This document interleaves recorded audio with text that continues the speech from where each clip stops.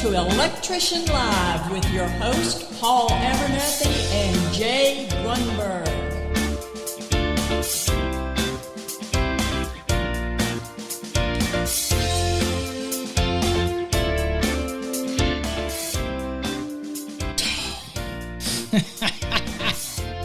Welcome, everybody, to Electrician Live. My name is Paul Abernathy, your host, and with me, as always, my co-host, Mr. Jay Grunberg. Mr. Grunberg, welcome to the show. Awesome, man. Thanks for having me. Yeah, can we take a pause for a second? Always. Change that shirt, please. Just. Oh. Is it possible? Would you like me to change it to a lime green? Yeah, Can I get you to put a Ryobi on or something? A Ryobi? Nice. Can I get you to put a Ryobi? Get a Ryobi or something. Oh, hey, hold on here. Fix our cameras. I'll tell you what. here. Around the house, since I've been a homeowner for roughly over a year now, I do own some Ryobi tools. I actually have. Do you now? I have a leaf blower. That's a Ryobi. Do you? And it has two gears. It has just the normal gear and the maximum gear. And what else do I have? I think I have normal gear, maximum gear. That's it. Yeah, well, it's two. It's the normal level and then the turbo. And Ryobi, man, it kicks butt. That's right. That's what I knew. I told you. Yeah, it does. I like it. I'm fixing everything, Jay. I don't know what happened to everything. Well, all hey, right, man, anyway. Shout outs to 3Ds with us tonight. Nick. Sweet. Nick, what's happening? George, Ryan, Nick. Ryan, Michael. Bunch of folks Michael, tonight. what's up? Michael's up. Everything. You know what? Michael's... ATT at the Hun 3D or whatever that is called. That's here tonight. Was in here early. Okay. Yes, Central Time. Always Central Time. Michael's pretty active over in the Sparky Hub. Is he? Oh, he is. Sparky Hub. Visit it. www.thesparkyhub.com. Yeah. All right. Post stuff. Look, I'm sitting all tall up here tonight, and you look like you're just hunched down or something. I don't know what's going on. Oh, your man. Camera might have bent your camera down. Hold on, let me rework it. I had to readjust. We had all kinds of technical difficulties tonight, everybody. There we go. There you go. I had all kinds of issues. All kinds of issues tonight. Software just gone bunky. But welcome to the night show. Excited. Did you have a good week, Jay? It was an uneventful week. I know you got a little bit of the white stuff there, didn't you? Oh, yeah, we did. We actually, Thursday morning, we ended up having 11.5 inches outside my backyard. That's too many inches. 11.5, man. Too many inches. What's up, Martin? Thanks for coming to the stream tonight. By 9 o'clock, the roads were clear, though, so we did a late start for those who got my message by 6. I woke up at 6 and checked the news, went out back, and I go, oh, man, these roads are slick. I better tell the guys. So I gave them a 9 a.m. late start, and some of them were like, I'm already on the road. So I'm like, hey, if you can make it, make it. So. Hey, we see Ryan. Got to give you some applause for Ryan Jones. Passed his Masters Thursday. Hey. That's what I'm talking about. Congratulations, Ryan. Right. Was he a fast tracks? No longer a journeymansaurus. Right. Yeah, apprenticesaurus, journeymansaurus. Anyway, congratulations. Absolutely. Now, I see Elwood in the house. Okay. Javier in the house. Benny's in the house. A lot of people in the house tonight. Okay. Yeah, Martin. All right. Jay, what is Electricians Live? Also, again, I apologize, over on electricianlive.com. I am just not as diligent in updating that, but there is a little bit of a different look to it. If you go look at it, you'll notice now I have past episodes or past shows, and all the new shows will be up at the top so that I can differentiate that, and so we'll get it updated. But those that are over on the podcast, you're always welcome to come over here to the live stream at youtube.com/Master the NEC. I so wish that I could switch to Rumble, but I want to stick with YouTube. But I wish I could go to Rumble, but I just don't have the platform for it. So Anyway, what's tonight's topic, Jay? Can we get you to Tonight- adjust it so I don't have to stare at that Milwaukee thing? So, well, if I do that, then I shrink. Then I shrink down like this. Yeah, don't do that. Oh, we'll see, guys. Oh, get up. All right. What's tonight's topic? What's tonight? What are we chatting about tonight? So tonight we're going to go over garages, and we're probably going to touch on the receptacle requirements in garages. Residential touch garages. on a little residential garages. Yep. Attached and detached garages. Okay. And then we'll probably touch on lighting as well, because I know sometimes there are certain requirements if you have doors. I'm yawning. Wow. That you're walking out of, and maybe even above the garage door. So we'll touch on that. So basically, for the short folks out there, like Jay, like short, like sinking down in his chair, we're going to be touching on things like 210.8. We're going to be touching on things like 210.11 C4. We're going to be touching on 210.52 G1. We're going to be touching on 210.70. That's a lot of code. So we're going to be talking about quite a few things, and we will talk maybe about what is coming up in the 2023, because people ask me about some of the things that might be showing its head and things like that. So I will maybe mention something that's going to maybe rear its head. Joel in the house. Yeah, coming from Cali. See, you know what? The chat thing again, Jay, is it acting up? Yeah. I mean, freezing on you? Yeah, it's just Bash Monkey. What's up, man? Where's Bash Monkey from? I don't even know where he's tuning in from, but I know Joel's tuning in from Cali, the coast. Mm-hmm. A lot of big garages out there, Joel. Oh yeah, a lot of big ones. Yeah, we were just talking about what 5, 6, 7, 10 car garages. Yeah, we were just talking about that. He was like 15. I said 15 car garage, and the guy he's like, "Where are you talking about?" And then, I was like, "Man, we got some big garages out here in Texas." Hey, Texas, Cali, Colorado, we have some, but what do we have? Dog the Bounty Hunter probably has the biggest garage. Who? Dog the Bounty Hunter. So you got a place out there? Yeah, he was in Hawaii. Well, he does both. He does Colorado and Hawaii. Now I don't know, but when I was watching the show, mm-hmm. He had a place here in Colorado, and he had a huge garage, probably 8 car garage. So it's pretty cool. Oh, so I'll never have that. No, yeah, well, we're gonna go catch criminals or whatnot, go wrestle them down to the ground. All right. So we're going to talk garages, I guess, and hopefully, you know what, we're not going to cut away to go to the code book. We're just going to talk about it. That way we can stay right here and we can see the chats. Yep. And if you might have any questions. If you got your code book, obviously we do. Got our code books. Bring them out. Got all of our stickers on there. Check those out. All available at electricianpride.com. There you go.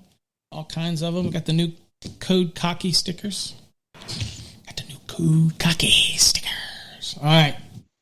So what do we want to talk about first? Garages. We want to talk about, well, I guess everything usually starts with the branch circuit that you're required to take to a garage, right? Provided that we have a garage, okay? So this rule is 210.11 C4 in your National Electrical Code, okay? Yep. And Todd's asking me questions. I would have no idea how to answer it, Todd. It's your phone, it's not mine, so I don't. I have no idea. So I have no idea. If your laptop says it's in restricted mode, try to go to your settings and possibly, or ask someone else in the chat. They may be able to chime in, but I would say maybe your settings. Yeah, it's nothing on my end, Todd. Trust me, I am not restricting anybody. Tim Johnson throwing down 5 bones, baby. In the house. Getting the donation starting. Yeah. And I will tell you, my little buttons on that I use to do things on the screen, they don't work either. The whole this thing is useless. This whole little console thing is crap that I've got. Paid all that money for that little thing. It's crap. Okay. Anyway, 210.11 C4. Okay. I'm going to read it so we can discuss it. Okay? And so this is the requirement to have. So there's certain things, right, in a dwelling. So I tell this with students all the time. So there's certain branch circuits that are required. Not to mention that we got to have them to meet the square footage, 3 VA per square foot, and we have to do all the calculation and everything. But when it comes to the required number of branch circuits that we have to have, for example, we're required to have at least 2 small appliance branch circuits, right? We're required to have at least 1 laundry circuit. We're just talking, dwellings, because again, you could be in a multifamily where there's a laundry on facility, and then you wouldn't have to have a laundry circuit in a multifamily in a dwelling unit if there was laundry on site. Okay, so, but at any rate, so you generally got to have a laundry circuit, bathroom branch circuits. Okay, got bathrooms, got to have bathroom. But when you get to the garage, it says a garage branch circuit. Of course, it says if you have no garages, you don't need the branch circuit. Right. Yeah. You don't have no garage. Yeah, you ain't got no garage. And you have no freaking garage. You know what I'm saying? All right. Anyway, so garage branch circuits. In addition to the number of branch circuits required by other parts of this section, of course, what that means is section 11, which is the ones that require the small appliance, the laundry, and all that other stuff anyway, right? And it says at least 120 volt, 20 ampere branch circuit shall be installed to supply receptacle outlets required by 210.52G1 for attached garages and in detached garages with electric power. So prerequisite there is that the detached garage has to have power. If it doesn't have power, you don't have to worry about it.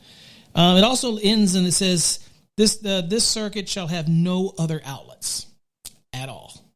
Okay, so what this is basically saying, Jay, is if I've got a garage, I got to have at least one 20 amp branch circuit. And what do I got to have it for? Well, 210.52G1, for folks that want to look at that requires that we have at least one receptacle outlet per vehicle bay. So let's say we're at Jay's house, and Jay's got a 15-car garage, and we all know he does, because that's just how wired up electrical design rolls. Okay, they got the Maserati, the Porsche, the Lamborghini. He's got to keep his priorities. His F450, sipping on the diesel. Hey. So that's just how he rolls, right? Anybody that's bold enough to wear a Milwaukee shirt, I guess that's how they roll. I was gonna say I'm not a F450. I'm more of a Chevy guy, but Chevy? You know well, me. Thanks everybody for joining us tonight. It's been a great show. All right. So anyway, I'll forgive you because we always have to have a Chevy so that a Ford has something to pull out the ditch. All right. So that's right. So you've got that garage. So if you have a 3-car, 4-car, 5-car garage, then I have to have at least one receptacle outlet, which could actually be a duplex or even a simplex. Okay, it just says the receptacle outlet is not the device; it's just the outlet. That's the place where you put the device, right? Okay, so I have to have one at least for each vehicle bay. Okay, and so what this is saying is, the way you read it, it says I have to have at least 120 volt, 20 ampere branch circuit installed to supply those receptacles that are required by 210.52G1.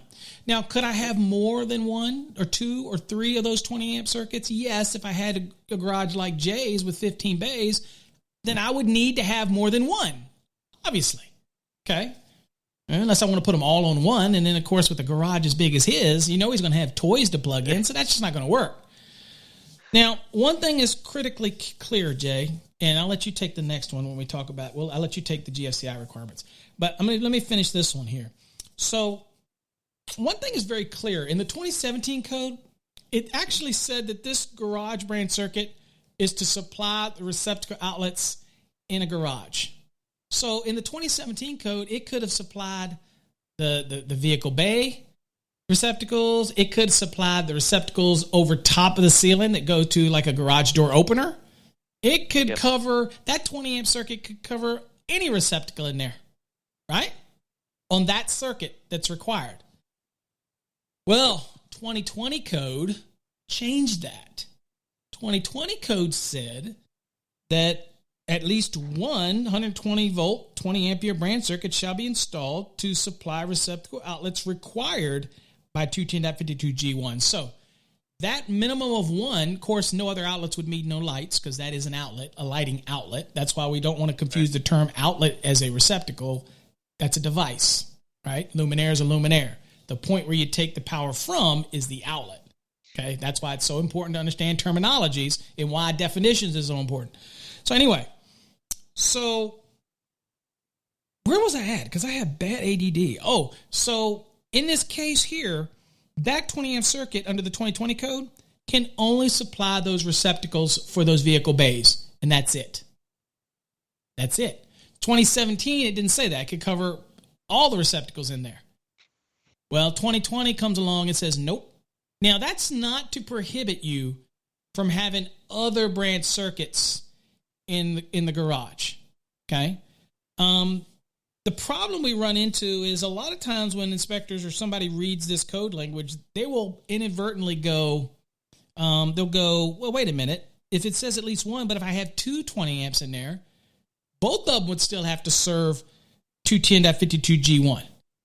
So what this is actually saying is, and I'm going to tell you what I believe, and I know how to believe that I believe this because I believe 2023 tries to clarify this, and we'll talk about that.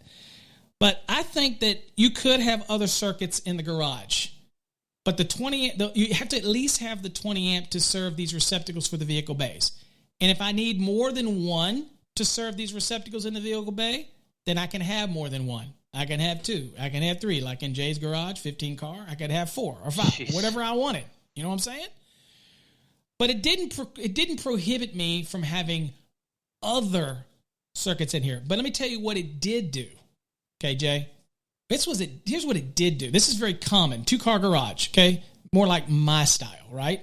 Not your style, because you got these big garages. Me, my little old 2-car garage that I can barely get 2 cars in it, right?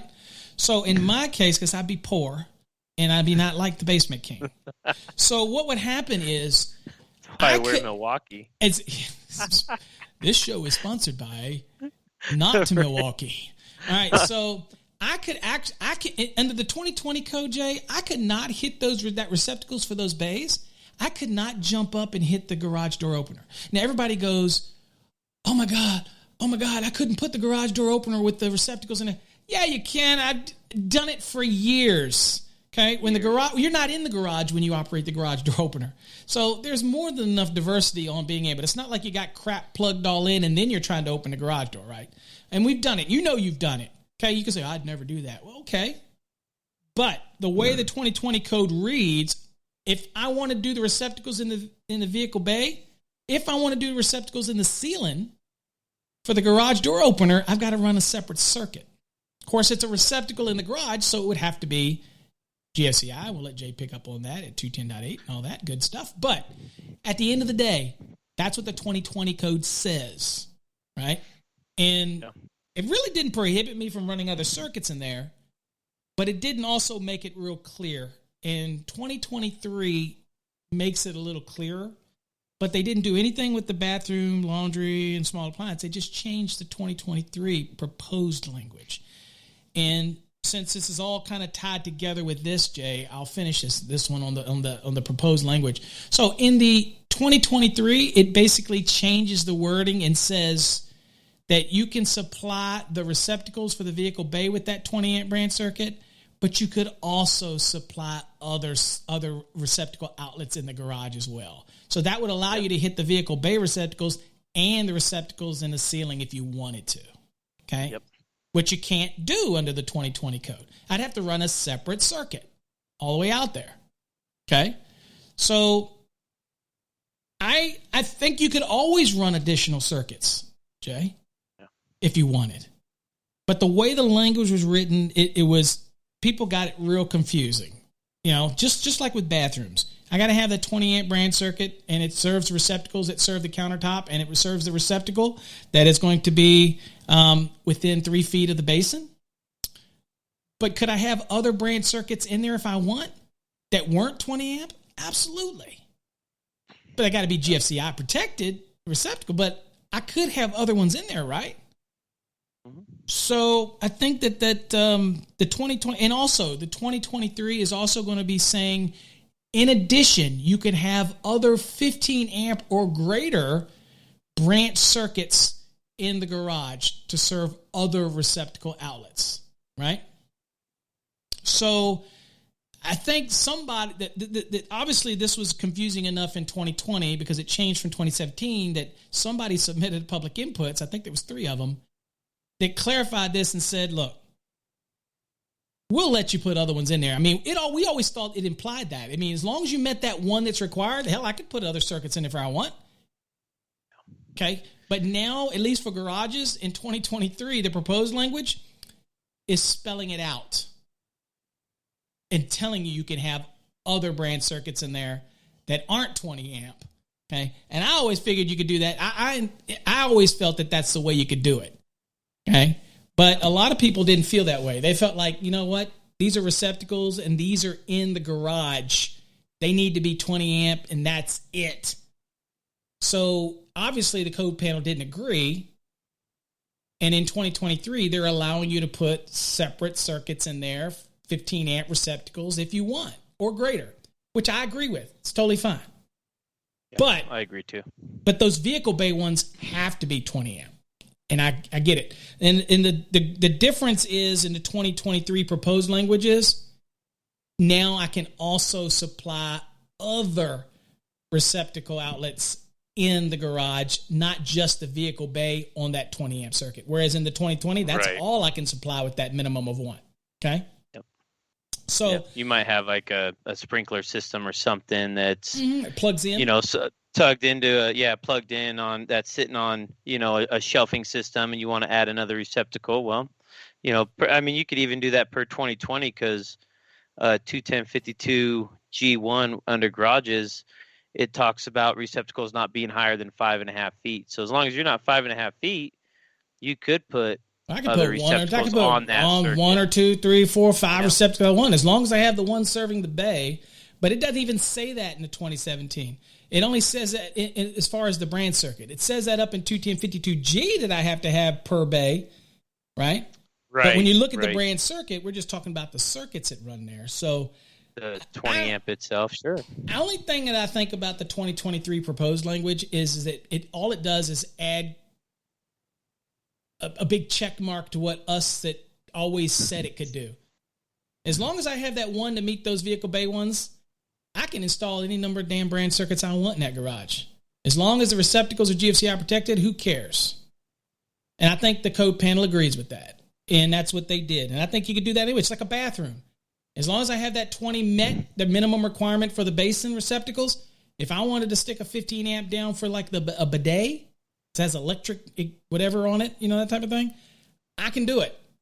As long as it's GFCI protected. I think it always meant that way. What's astonishing to me, though, is in 2023, they actually added all that language for the garage one, but didn't add that additional language for the bathroom one or the laundry or anything like that, which seems to me that you would have done that. You would have added the same allowance specifically because it was already implied, but they changed it in 2023.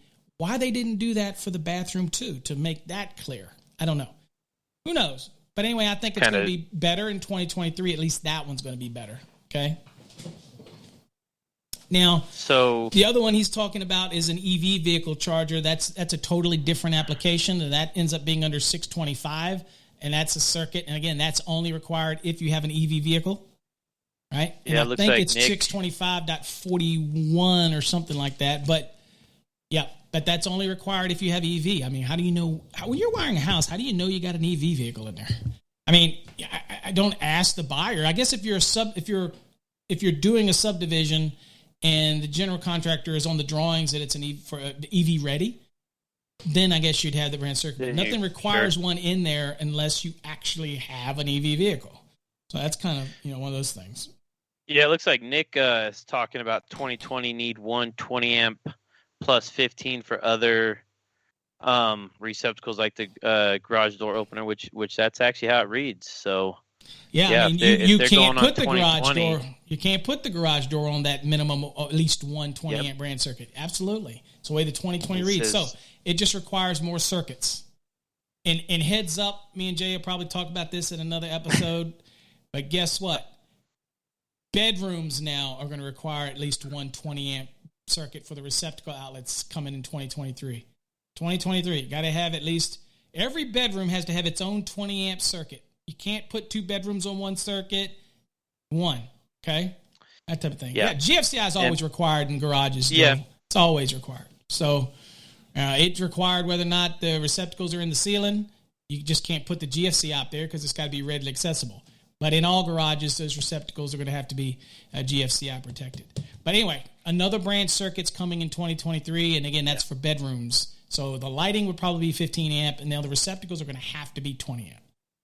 Do I agree with the substantiation to bring that into the code? Absolutely not, but it's coming anyway. They got. Never mind. I used to say think something the would be 3040s or 4080 panels were huge. Pretty soon, 2023 rolls around, man. We're going to be having 50/100s, 6120s, man. We're going to be having these all kinds of. We're loading everything up. And of course, they're all going to be GFCI. That's another example of what we're going to have in one of our future shows. Make sure you're bookmarking or you're checking back with the Electrician Live, because it's just going to start heating up, because we code panel, the stuff has just gone through. It made it past the first draft. So now we're going to start looking at all these things. Of course, we're always going to talk about the current code, so you can always be ready. But it's so interesting to talk about things that are coming down the road, like GFCIs in dwellings. Everything in 2023 is going to be GFCI. Everything. Bedroom receptacles, hallway receptacles, living room receptacles. Everything is GFCI. More money, more money, more money. Sorry. Oh, man. Abdul asked, can sub panels be installed in garages to cover those circuits?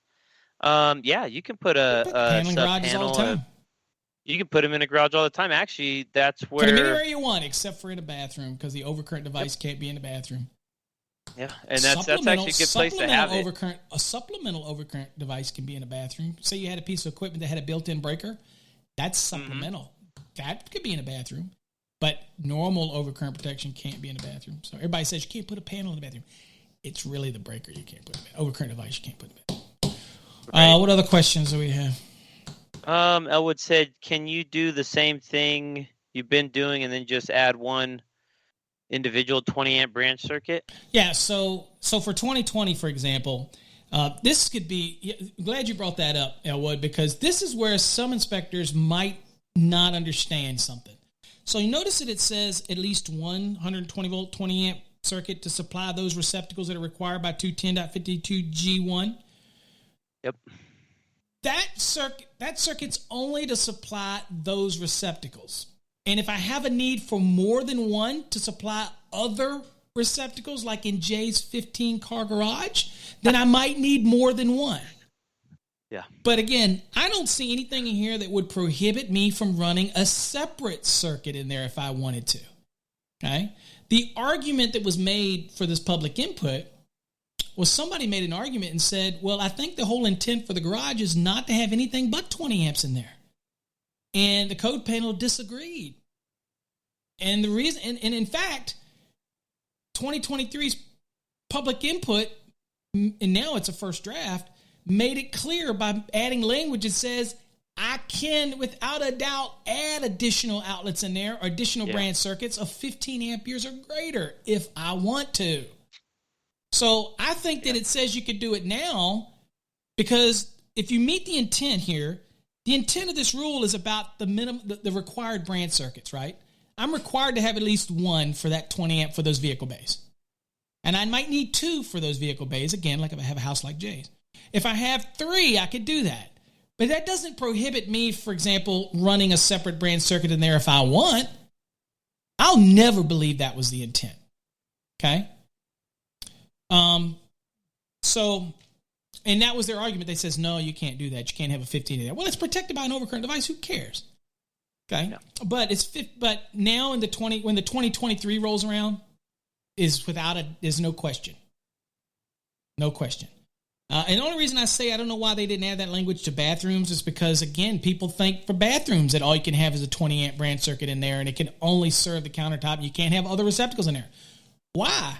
As long as I met the requirement for the countertop receptacle and I met the branch circuit, what's to say I can't have a 15 amp in there?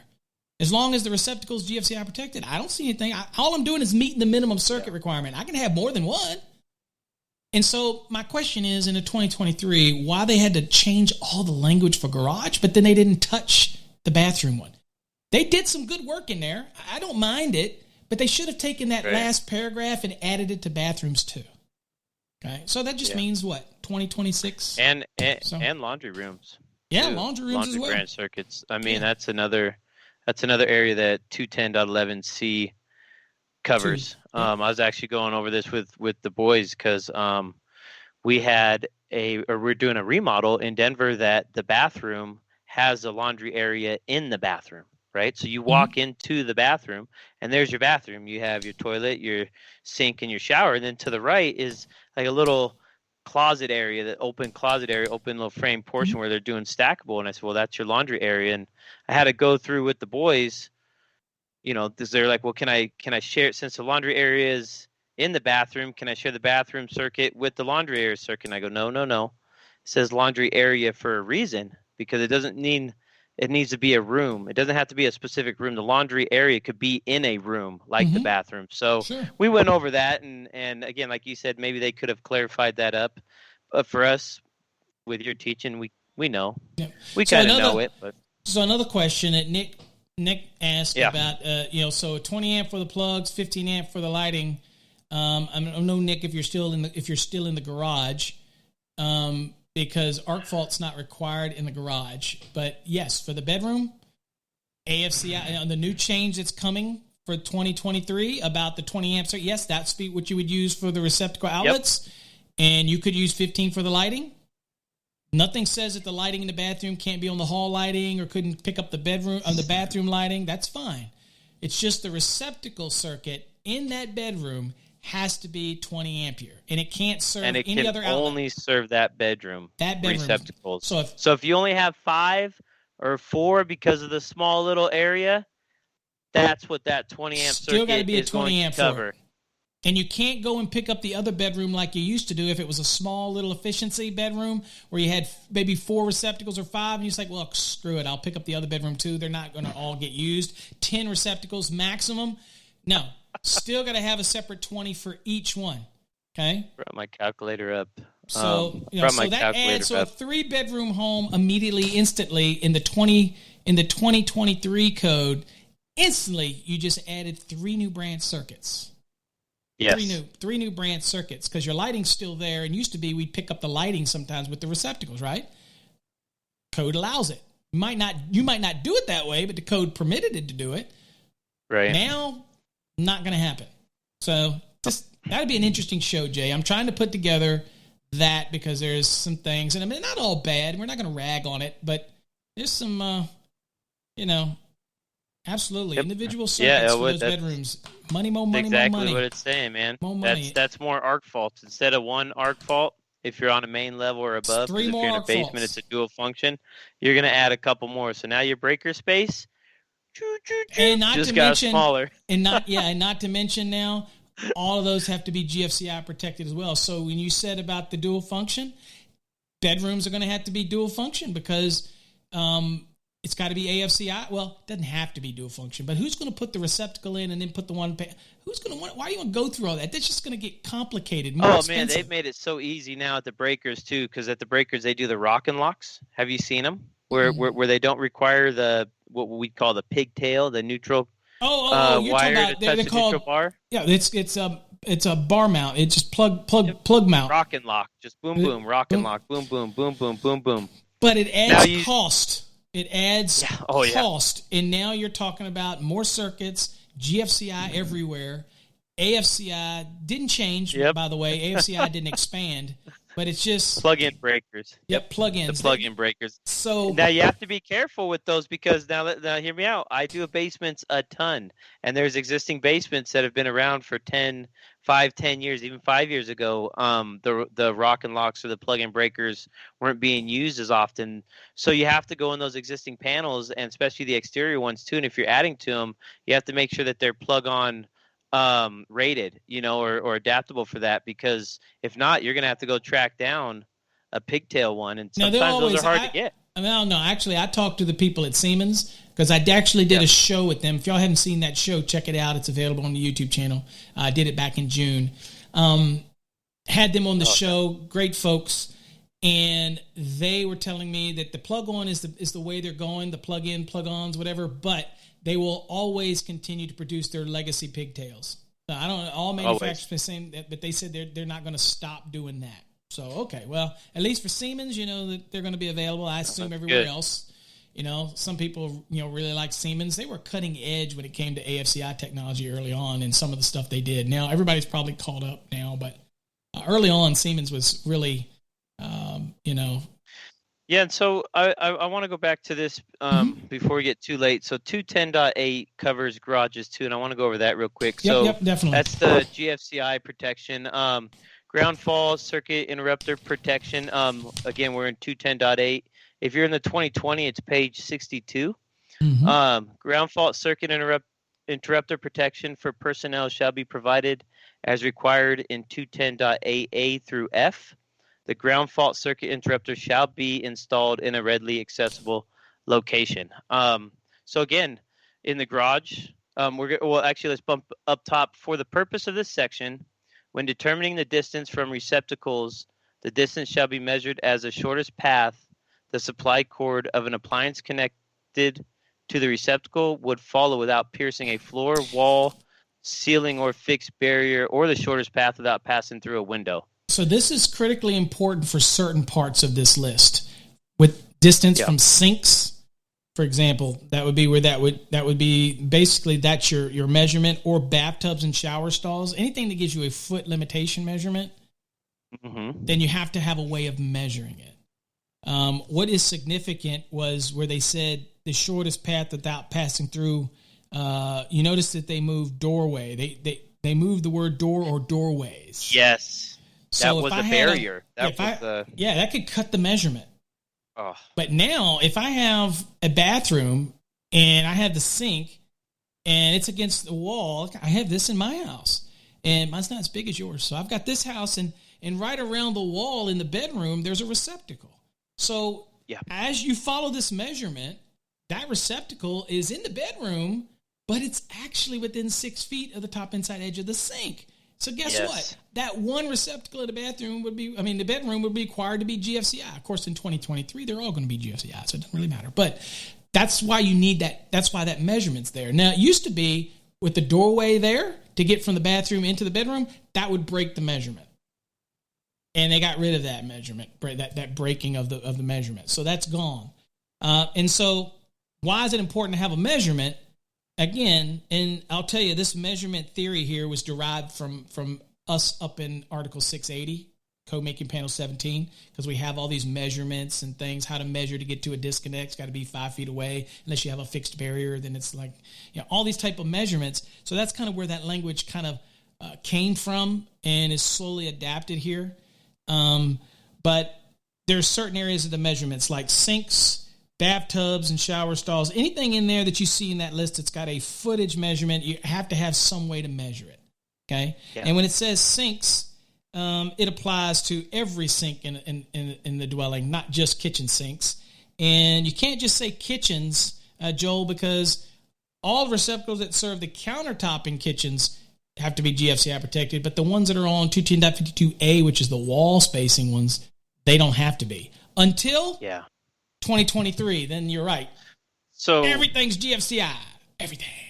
So okay. Ryan brings up a good point, and this is what I was going to get to, Ryan. He says, for receptacles on the outside of the garage, are those allowed to be on the same circuit as the indoor garage circuit? And to answer your question, it's yes, and we'll go over that. So when you're in 210.8A, and again it says 125 through 250 volt receptacles installed in the location specified through A1 through A11, and again it says 150 to ground. That's covering the 250 volt, not 277, 250, because Each leg's 150 to ground. So if you go down to 2, it says garages and also accessory buildings that have a floor located at or below grade level, not intended as habitable rooms and limited to storage areas, work areas. He said habitable. He said habitable. He said habitable. It's habitable. Habitable rooms and limited to storage areas, work areas, and areas of similar use. So, yeah. So that's going to have to be GFI protected in the garage, whether it's down low, up high, any receptacle in a garage. Period. Anywhere you go, which is period. That would be which is nice because you know that the outdoor receptacles. Because if you go to 210.8A3, it says outdoors, and back to Ryan's point. Is it can serve that. It can serve the outdoor one because in 210.11C1 or C4 exception, where we're going to the 20 amp branch circuit for each garage bay, this circuit shall be permitted to supply readily accessible outdoor receptacle outlets. That's key.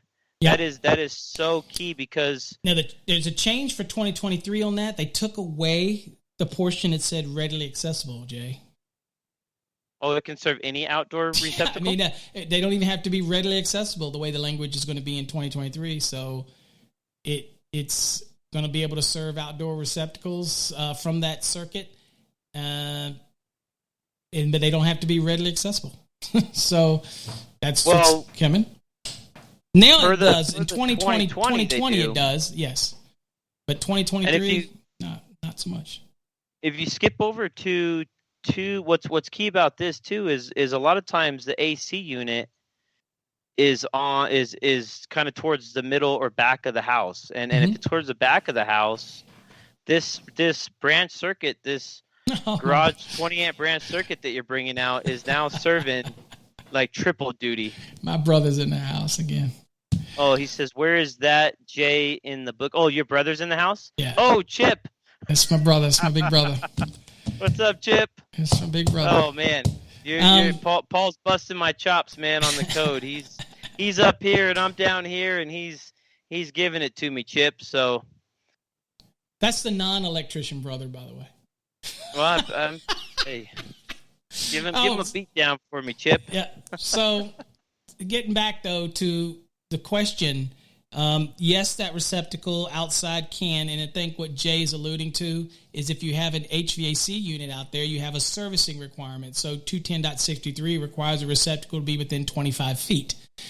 That receptacle is probably the one we're talking about. That's probably the receptacle that's there. So let's say the panel's on the other side of the house, and I ran a circuit out to hit those receptacles for the vehicle bays, right? Yep. Are you kidding me? If my air conditioning have to be on that side, and you told me that I couldn't hit an outdoor receptacle that needs to serve that within 25 feet, I would have to run another circuit all the way from the panel to feed that one damn receptacle. Yes. You crazy? I'm going to do it anyway. That's what they're telling you for your garage door opener. My goodness. Oh, I got to do that too here in this code. In 2020, I got to run a separate one for the garage door opener. But I could hit that garage door opener and then hit my receptacle outside because that one's okay to be on that. As long as it's GFCI protected. Right. So, God, that's just more circuits. So, 2023, as much as we're going to rag about it in upcoming episodes, some of the things that they've done, this one probably makes sense because all it did was clarify what people do anyway, and it just. So, Elwood, if you're talking about the exception for the outdoor receptacle, you're going to go to 210.11C4, and then right at the very bottom, there's going to be an exception. Yeah. If that's where you're talking about. And you know what's nice about this that we're going over this is if you guys get a service call in a residential application and the exterior receptacles aren't working, especially towards the back, towards the garage, and it's not working, but it's not the GFI. Maybe the first area that you're going to check is the garage. Then after you check the panel. Funny thing, you might want to get in their garage. Funny thing, just did a service call earlier today. It's actually my neighbor across the street. He called me. He called me and he said, "Hey man, I got an electrician coming next week. You think maybe you can look at something until then?" I was like, "Dude, really? I'm right here. I'm right here across the street." And so I ended up going over there, and the GFCI, he had circuit, and the front porch wasn't working, and the garage door wasn't working, the receptacle wasn't working. Yep. And I looked in, and I noticed that the yellow light was on the GFCI, and he said, "But it won't reset. I won't reset. I think there's something wrong with the circuit." And I could tell right off the bat, pushing that GFCI in, I was like, "Well, there's something's wrong with this GFCI. It won't reset." So there's only two things. There's got to be a ground fault downstream, either to that garage door opener or that one on the porch. Water might have gotten in it or whatever, although it did have an in-use cover. Surprised that. And I said, or it's the GFCI's messed up. And we had storms here the other night. So GFCIs, well, maybe you knew this or not, people know this or not, but GFCIs have what's called a metal oxide varistor, and it's a circuiting that allows for surges, transients, to not damage the electronics on some type of transient spike or surge that could come into these volatile electronics. And so it acts like a sponge and absorbs this amount of surge. And they can only take so much. They're not an endless. In Florida, they're always going bad. Well, the good thing about UL 941, which is a standard for GFCIs, they have designed that back years ago when they malfunctioned, they actually worked like a regular receptacle, Jay. They did not shut off. They just stopped having GFCI protection. They still worked. You could still plug them in just like a regular receptacle, right? Mm-hmm. And they passed this requirement quite a few years ago on a UL 941 or 943. UL 943, maybe it's 943. They passed this quite a few years ago that when the actual GFCI malfunctions, that it just stops working and it won't reset. So I knew right away that was something. But what did I do as an electrician? I pulled the GFCI out and I pulled off the load side leads to see if maybe it was to isolate downstream before you go pulling anything else out. And sure enough, the GFCI would not reset. And all I had coming in was the line, and I had the yellow light, which also told me, So I sent him off to get a new GFCI, and he got a new GFCI, come back, boom, put it in it worked fine. So they do go bad, okay? In Florida, really bad. Lightning storms happen all the time, and we had bad lightning here the other night. And hail. We got hail. We had hail here, Jay, the size of like marbles. Ooh. Yeah, so that could dent your hood of your truck if it's strong I already had enough. hail damage on mine, but I didn't get it fixed last time, so don't tell anybody. I'm going to say it happened last night. So my insurance company doesn't watch my videos, so let me see. We're so anyway, back to the chat real quick before we get too buried. And I'll go to the next topic while you're doing that. I'll go to 210.70. Says I passed my first inspection as a license. So okay. That's what I'm talking Great about. Great job, yeah. As an electrician. Okay. Great job. Yeah, for sure. New to the field, Nick Estrada, new to the field. What can I study to help me the first few weeks? As far as new in the field, what can you study, man? I would really study what the parts are, what your tools are, how to use them. It depends too, Jay, what he's wanting to study. Like, are you talking about you wanting to get more savvy in code, or are you talking about what can I study to give me more practical experience and that type of thing? I'll be honest with you, if you're new in the field and you're just getting your feet wet with your tools, be honest with you, I would try to do as much work in the field as possible, just hands-on at this point. If you've got your license, now if you're unlicensed and you're like an apprentice, then you're going to get your experience by working for whoever you're working with over time. I, believe it or not, is time that I would immerse myself in understanding the code. It just makes your job easier as you get further in. The hands-on stuff you can't help but learn. You're going to have to learn it. And hopefully you don't have somebody that's teaching you that's a butt munch. In other words, not willing to help. There are those people out there who don't want to help other people, okay? And they suck because there isn't no special, Electricians isn't some special secret organization with a special handshake, okay? We should be all helping. The men in black. The men in black, where's my We all nebulizer? show up with our nebulizers. You are going to be a plumber. Or after you nebulize them, if they're no good as an apprentice. Yeah. All right, sir, you're going to go try out for the plumbing union. You didn't work out. You didn't work out as an electrician. You need to go 2 doors down to the plumbing division. They might have something for you down there. Like, we offend all the plumbers out there. I'm sorry. Oh, man. You ain't got to know but 3 things to be a plumber. Hot on left, cold on right, and when to call an electrician. All right. So, all right.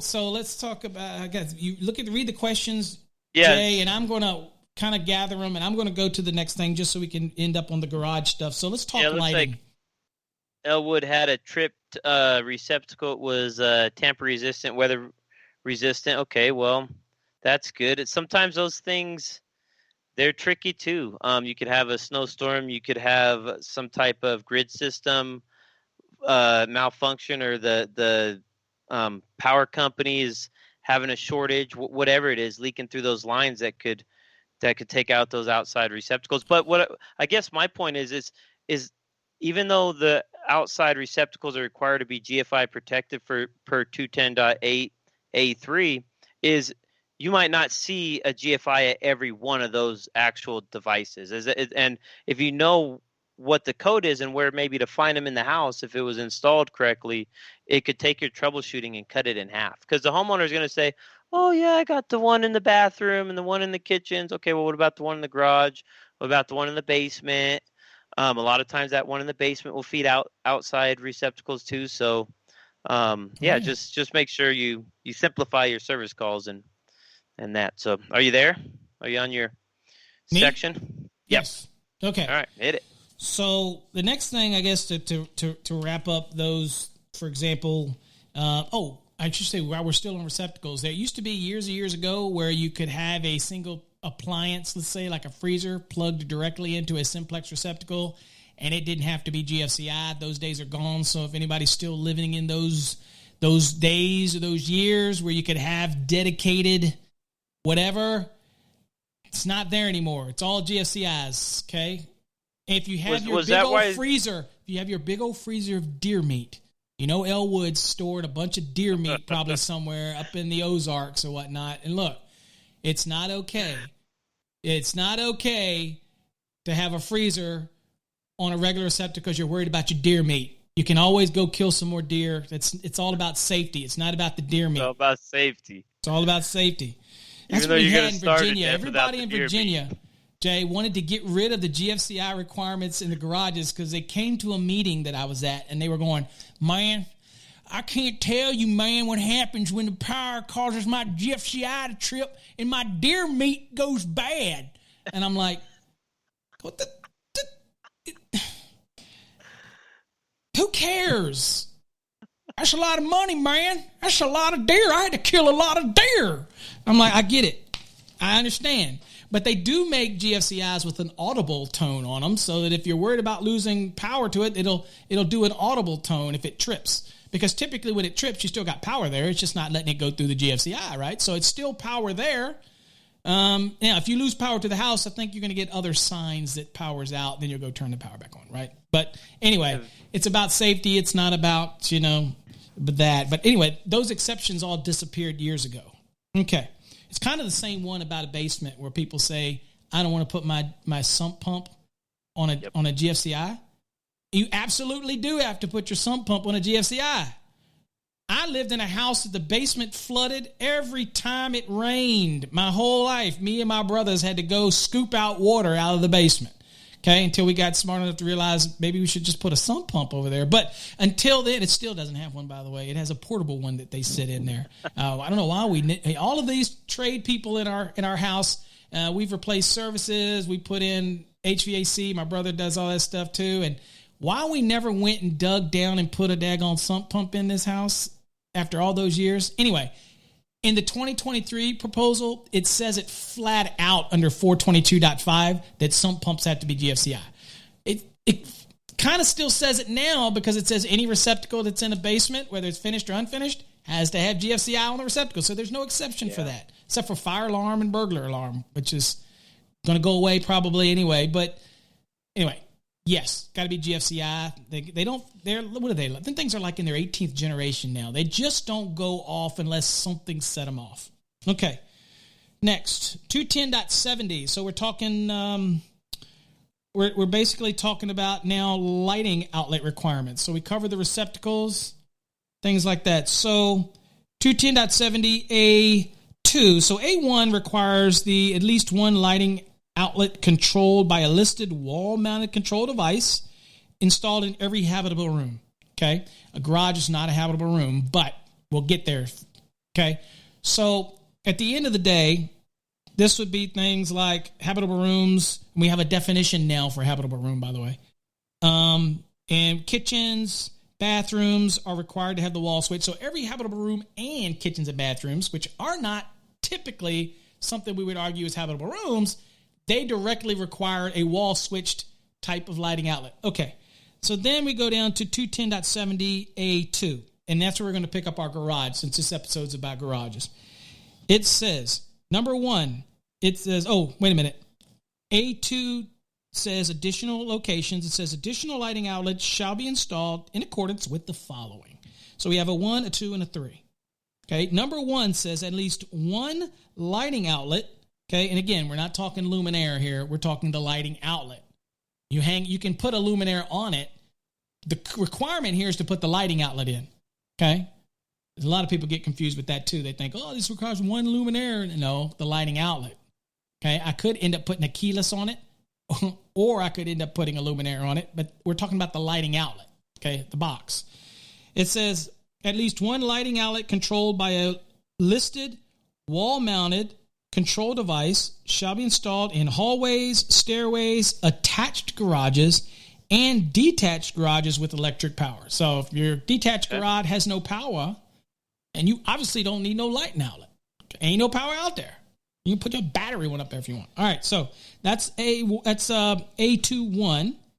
The next one says for dwelling units, attached garages, and detached garages with power again, it says at least one lighting outlet controlled by a listed wall-mounted control device shall be installed to provide illumination on the exterior side of outdoor entrances and exits with grade level access. Okay, so if I have a garage and I have a door to get out of that garage, then I got to have a light. If I have a detached garage with power and I have a door to get in the garage, I got to have a lighting outlet. Make sense? All right. So then it goes on to say specifically, because I know somebody out there is going, but what about the garage doors? All right. Well, then it says a vehicle door is in a garage shall not be considered as the outdoor entrance or exit. So thus the light is not required. So how many people do you know put the lights, floodlights, over top of the garage doors?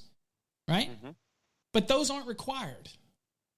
Now, if the light over the garage doors puts out enough light to illuminate the actual entrance and egress for that garage, then it's okay. That'll work, as long as it's wall switched. But if it does not, because the doors are in the front of the garage, but my door to get in it and egress out of it is on the side, then I'm going to need a lighting outlet on the side because it's required to be at that lighting outlet, at that entrance and egress. Okay. So there's a lot of questions, for example, in the Fast Tracks program that asks, it says it has a door to the garage, but then it says it also has 2 garage doors. How many lighting outlets are required? Well, it would only be the ones required for the doors, the regular doors, not for the garage doors. Okay? Because the code specifically says those don't count for entrance and egress. You can go in and out of them all you want. For example, my garage, obviously it's not as opulent as Jay's, but my garage has no door on it at all. It only has the garage door. Oh, that's it. Same. So no, then you got 15. So yeah, you remember you got 15. So mine, there is no entrance and egress. So I really am not required to have any light outside of my garage. But I got one, and that's what's got my actual floodlight, and it actually has my Ring camera on it to watch over my empire. My little postage stamp in the middle of Texas, these little lots with big houses on little lots. So that is the requirement for the lighting outlets for the garage. And I don't see any other ones that are impacted any. It's really anything that I need to worry about, anything on that. So that's your lighting requirements for garage. You got your receptacle requirements for garages. You got your number of branch circuits required for the garage, provided you got a garage. What else? Well, just know that you can, under that exception in 210.11 C4, that you are able to pick up the circuit shall be permitted to supply readily accessible outdoor receptacle outlets. And that's not only the ones in the back, maybe where the AC's at. It could cover that one where the air conditioner's at, but maybe you want to go from that one to the front porch as well. As long as it's readily accessible and it's outdoors, you can still use that 20 amp branch circuit. I think that one that's up the front of the house, if I'm a prudent electrician, we can tell that Jay is used to doing basements. So in my and so in my case, I'm actually coming out of a circuit that's closer to the front to hit that receptacle. Well, I ain't of hitting course it for the you back are. one, you know what I'm saying? Because you're going to take the 15 amp living room circuit, which when Christmas lights get plugged in, it's going to trip all the time. So actually, I'm running a 20 amp circuit. What lights are you running for Christmas, bro? I'm just saying. That's At right. the end of the day, I'm giving the customer more power. I've seen your Get Christmas. more money. I've seen your Christmas thing, so you do run all these lights. I get it. I get it. I don't know if all my GFIs are real. Yeah, they are. I don't know, They are. Jay. Can we say Christmas lights? Does that offend anybody out there? Christmas? Oh. Are we supposed to say holiday? Oh, holiday. Piss on December me. It's 25th. Christmas. Lights. It's Christmas lights. Okay? Watch the code to future. Watch the code start to require receptacles for holiday lighting for houses. On a dedicated circuit. On a dedicated circuit. No other receptacles. Every corner of the house. Somebody's going to do that. I should submit that. And all my people I know on the panel will be like, really? I'm like, dude, I'm just trying to sell more wire. You know what I'm saying? I'm just trying to sell more wire and cable. I need you to put receptacles everywhere, bro. So, anyway. Hey, Mohammed, thanks for the $5 donation. Mohammed's checking in. Mandingo said, "How dare you? I must have. I've offended Mandingo." Oh no, that's okay. He did all caps at me too. Yell at me. Yeah, he's yelling at you. How dare you? Those are fighting caps. Those are fighting caps. All right. What is coming up, Jay, next week? Did I decide that next week's going to be the? Well, on the books it says that it's supposed to be insulating bushings when required, but I think we'll do the. You want to do the 2023 public inputs? Yeah, I think we should. I think we should do them now so the guys are updated. That's true. You know why? Because soon you folks will be able to chime in with what's called public comments. In the code development stage, for those that aren't familiar, because I get people that email the other day said, Paul, I want to put in a code proposal, and I'm like, or something like that. I'm like, you missed the boat this time, bro, because you have what's called public inputs, and that's when people like yourself, Jay, me, other people can send in things we think should be changed in the code as long as we substantiate it. It all sit down and we vote on it and we look at it and we massage it, and that's what we do on the code panels. We don't make stuff up. We use what you sent, and we might massage it a little bit, might add to it, add actual real substantiation to it if you didn't. And then it gets into what's called a first draft. A first draft is a compilation of all the work that the panels have done based on the public inputs, and then we put it out there. And then you, the public, get a copy of it. And then you read it, and if you don't like something that was done by the code panel, or maybe you sent in a public input that you said, wait a minute, you guys just screwed that up, then you have a chance to fix it. And that is called the public comment stage. Okay? And then once you send in something, now you can only comment on what is in the first draft. In other words, you don't get a shot to bring up something new. You don't get a chance to go, oh, Paul said that we should fix this bathroom thing and make it just like what we're doing to the garage thing. You missed that boat. You got to wait until 2026 to do that. Right? Or probably around 2025. for when we start working on the 2026. Okay. But anyway, that's that. So public comments allows you to comment on things that we've done. And maybe we didn't do something the way you intended when you submitted it. So then you do that. So then we come back together again. All of us that are on code panels will get back together again and we'll look at it and either agree or disagree. If you didn't substantiate something, make sure you do. And then we'll vote. And then all of a sudden we'll put out what's called a second draft report. That second draft is all of the work that was done during the public comment stage. And you get to read it. But guess what? You still got another chance. It's not over even after that. So once the public comment comes out, then it goes to what's called a NITMAM. And that's a notice of intent to make a motion.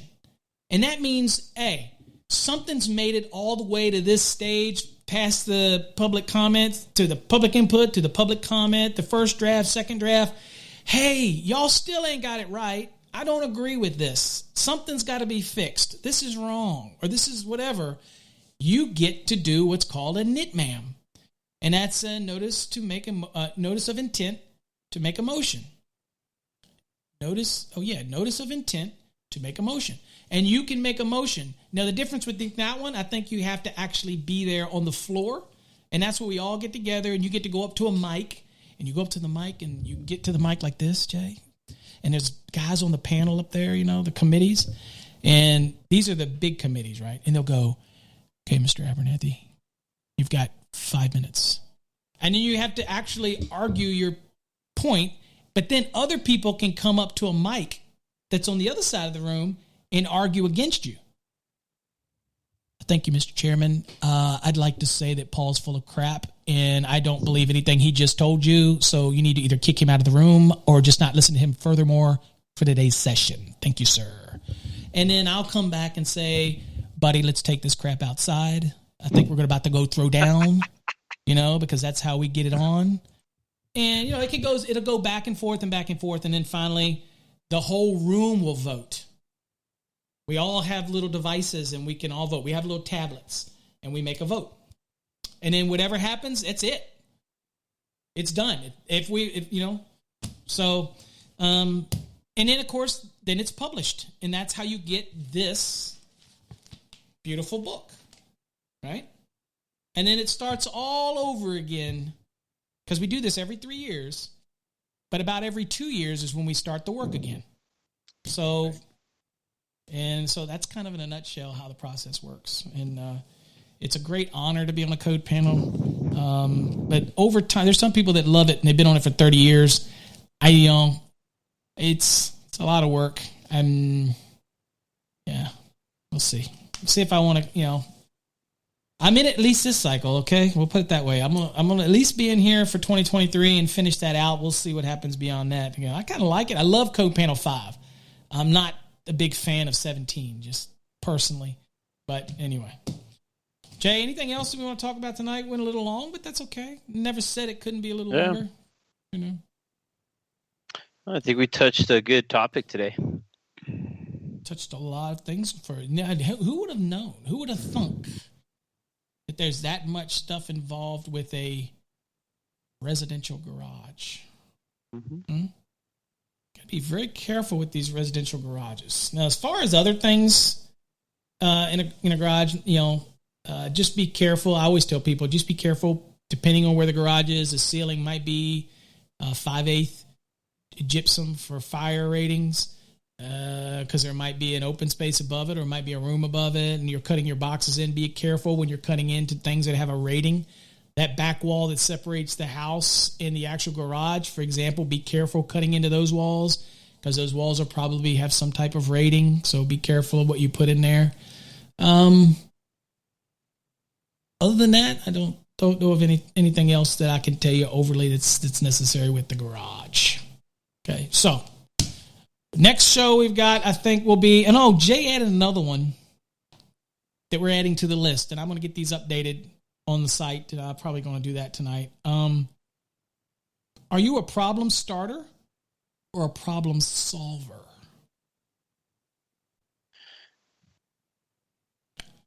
Think about that one. Ponder it. Because there is a difference.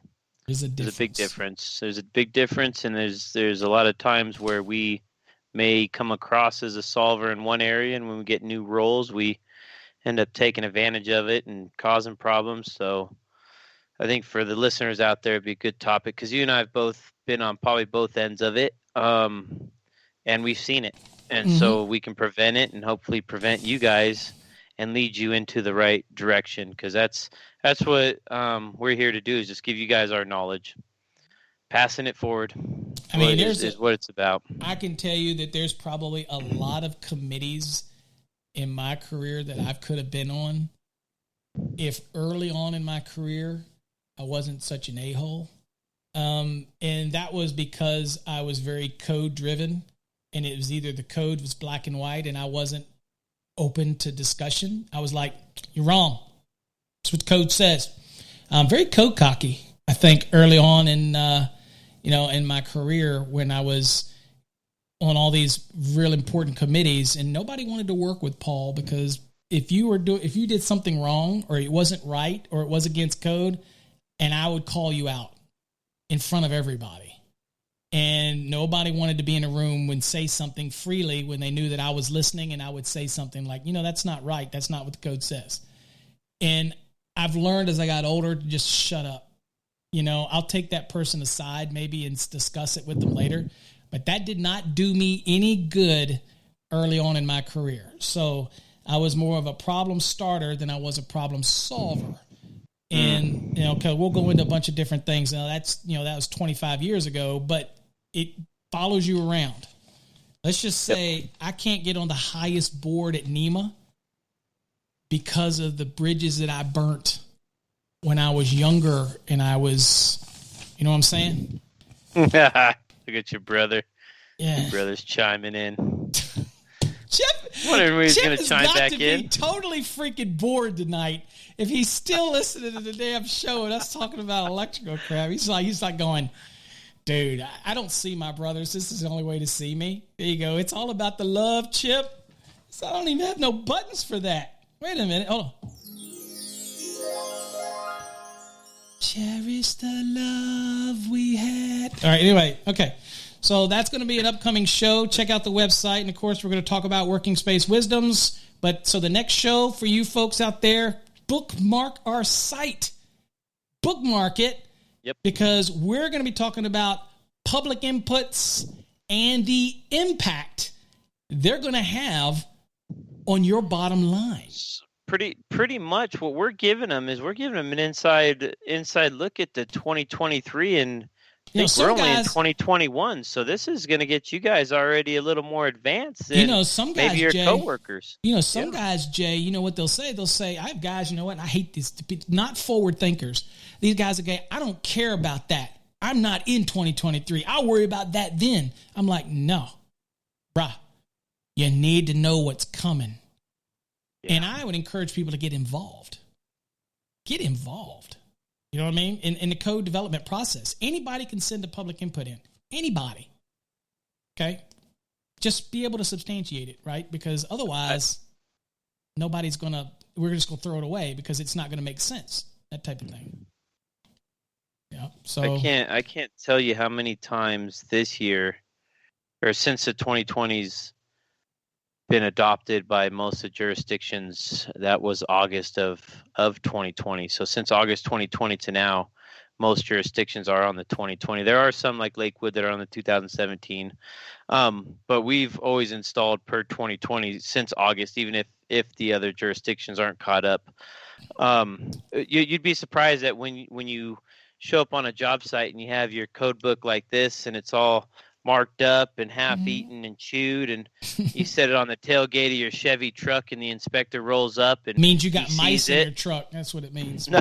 It means you got mice. You need some pest control is what you need. I do. I need a brand new truck is what I need, and I'm hoping Abernathy Electric hooks me up. So I don't know about all that. I don't know. You're the one with the 15-car garage, bro.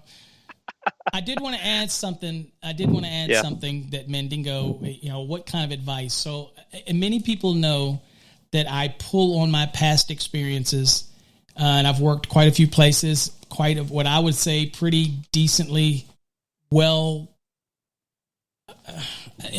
pretty influential jobs as far as the role, like a head of the jurisdiction for Alexandria, Virginia, or Richmond, their head code guy, NEMA for the South, Encore, head of their codes and standards division. So I've been lucky enough to be in supervisory or ownership roles most of my career.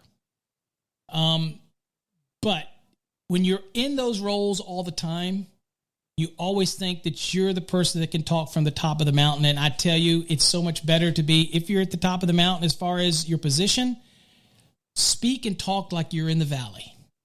In other words, people say be humble. I don't know if I call it humble because, again, the whole reason I came out with code cock is if you know it, you might as well blow it. You know what I'm saying? If you can back it up, talk it up. Nobody's going to pat you on the back better than yourself, but you better be able to walk the walk, okay?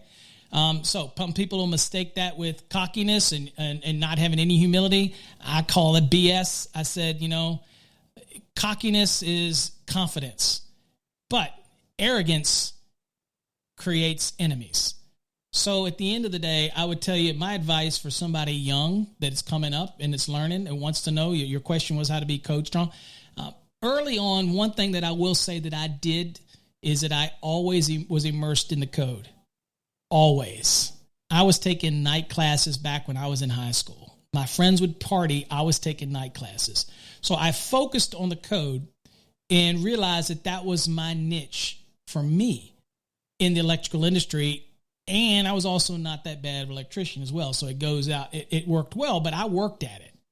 If you want to become that next Top Gun, that next code expert and get known and whatever like that, is immerse yourself in it. And also, I tell people this all the time, never take something for gospel.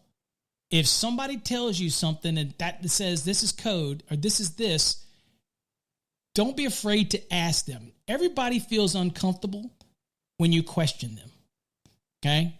So if somebody says something like, yeah, this is supposed to be required here, this is what the rule is, codes requires this, and I'd go, really? Where's that? Where is that in the code? And they'd be like, well, I know it's in there somewhere. I'm like, no, I'd go, no, can you show me? Here, I'll get my code book. Show me. It's amazing how they start to backpedal. Because if they can show you, that's great. Because I really do legitimately want to learn. So my advice to you is to keep studying, dig yourself in the code. There's only so much hands-on that you're going to learn without it being technologically driven. In other words, you can only know how to run a circuit. You can only wire so many houses. It's not brain surgery. Okay? Once you learn brain circuits, it's not, right? That's not brain surgery. But understanding that code has so many different nuances, all you're doing is building that layer of knowledge up to get you to that next level. And you're never going to be questioned on how you run a branch circuit, but you might get questioned on all the codes that are associated with that branch circuit. So if you're talking about young gun, can Jay run a 14.2 from the panel to a box in the living room better than I can? Maybe. Doubt it. But maybe he can. Maybe he can because maybe he spends all his time in the basement. But maybe if he was doing it, But that's a process. How do I become better than Jay? How does Jay become better than me? It's learning all of the stuff that's involved with that. It's not just running it from here to there. It's saying, hey, by the way, a 14.2 is a hot, a neutral, and an equipment ground. It's got a paper wrap. It's covered in a sheathing material of PVC. It's rated for 60 degrees C. Unless 334.80 allows me for adjustment and corrections to do it at 90, knowing that I can't exceed the ampacity value that's found under the 60-degree column because of 110.14c limitations, as well as what it says in 334.80. Oh, and I have to secure it and support it every 4.5 feet. I have to secure it within 12 inches of a box, unless it's a single gang type nail-up box with no clamp. Then I'm going to have to secure it within 8 inches. Yep.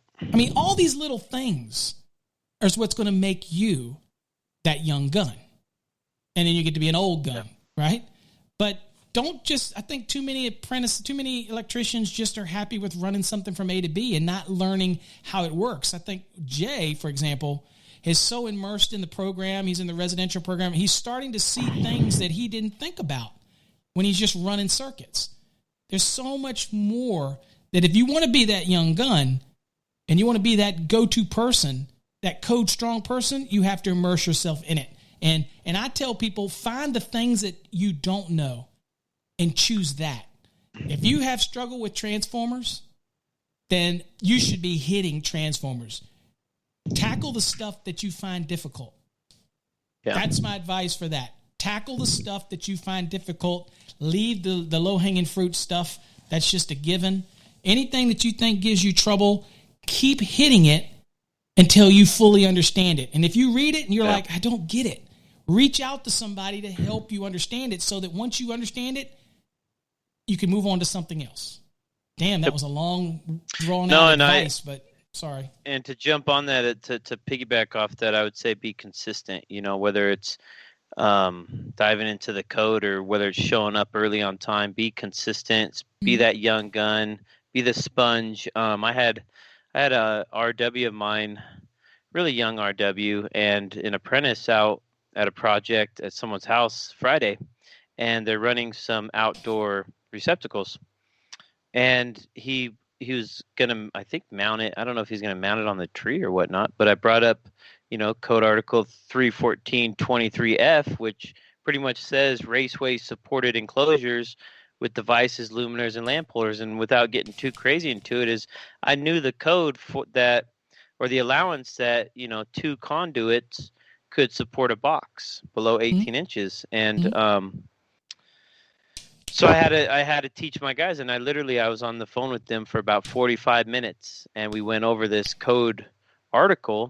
And by the end of my conversation, within that 45 minutes, because of what I've been taught through your program and my studying, I was competent that I could lead him in the right direction, which I did, and he installed it correctly per code. If not, I don't know how the heck he would have installed it.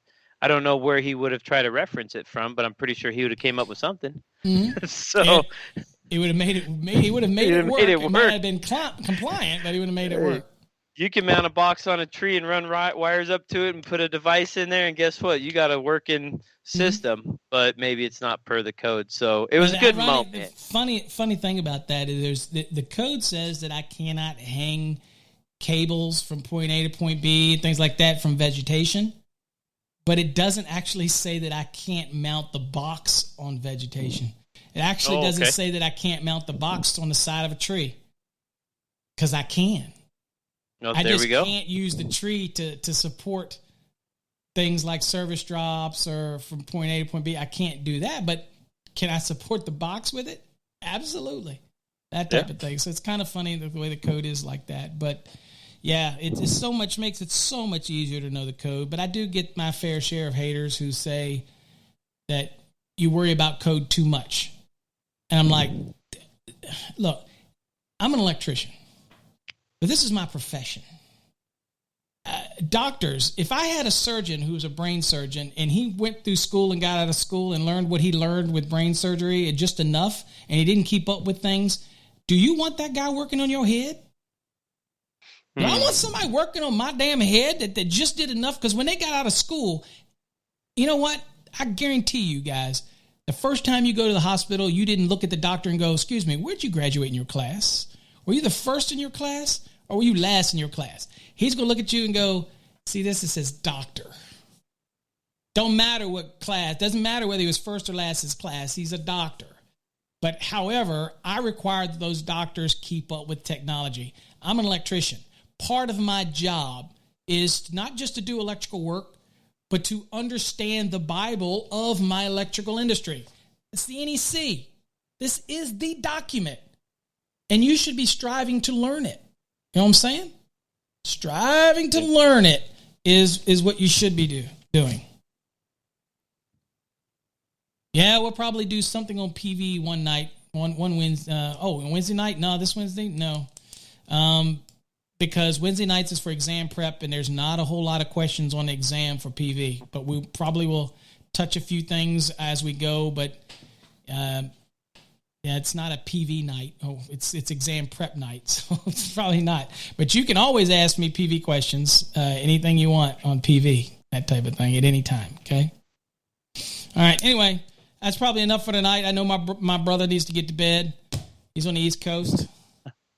He's probably gone by now, but anyway, anything else you want to say to everybody? But yeah, Mendingo, we'll probably touch on it, and we might even touch on the PV on one night here. Kind of touch some changes, some things to do with PV. I tell people all the time, I am not a PV expert. I can follow the code and tell people what's compliant by the code, but I am not. Chip's still here. I am not what you consider a PV expert. Okay. Same as for example, I wouldn't consider myself, another expert? I would not consider myself a hazardous location expert. I know hazardous locations, know how to teach it in the code, but would I consider myself an expert on that? Probably not. Not my area of overt expertise. I know the code, but I'm not an expert at that part. But I can tell you code-wise. Now, I know PV fairly well, but I'm certainly no, what is some of those? Bill Brooks, for example. That's an expert, okay? So, what's PV? Short for PVC? And now, Cosby's just being funny now. All right, that's it. I think is that it, Jay? Are we done for the night? That's it. All right, guys. Hey, we appreciate all of you. Jay, I appreciate you as usual. Thanks. Again, we still have, now guys, I know some of you sent those in, and I am a little slow getting the mail out. We've had some storms, but again, we've got some of the sticker giveaways. Okay, the Code Strong, the USA one, and the Supertrition. Okay, if you want some of these stickers, just send an email to host, HOST, at electricianlive.com and say, Paul and Jay, I want my stickers. And in the subject, in the body of the email, give us your name and your address, and we will. I'm a little backlogged, but I'll get these things out to you, I promise. Okay? And if you want some of the bigger ones, the real nice big ones with the new Code Cocky series and all that, check out electricianpride.com. That's electricianpride.com. All right. That's it. Appreciate every one of you. Thanks for all you that donated tonight to help cover that shipping for all those things. We will get them out to everybody. We good? We done? Yep. We done. We appreciate all of you. Till next time, folks. Stay safe. God bless.